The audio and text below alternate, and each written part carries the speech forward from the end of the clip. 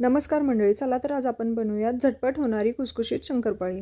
त्यासाठी आपण एका ताटामध्ये 2 वाटी मैदा घेतलेला आहे, 1 वाटी त्याच्यामध्ये पिठी साखर घेतलेली आहे, ॲड केलेली आहे।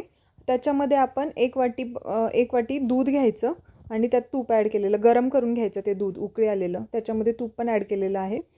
तर ते मिश्रण त्याच्यामध्ये ओतायचं, ते एकजीव व्यवस्थित मिश्रण हे करायचं। गरम आहे ते, आपण स्पूनने मी हलवून घेतलेलं आहे। थोडंसं थंड झाल्यानंतर ते व्यवस्थित मळून घ्यायचं।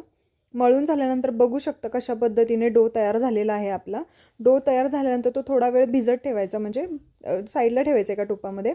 अर्धा तास किंवा 1 तास आपण भिजून घ्यायचा, नंतर नंतर आपण लाटून घ्यायची शंकरपाळीची पाती लाटून घेतल्यानंतर कशा पद्धतीने बघू शकता कशा शंकरपाळ्या तयार करायच्या चाललेल्या आहेत।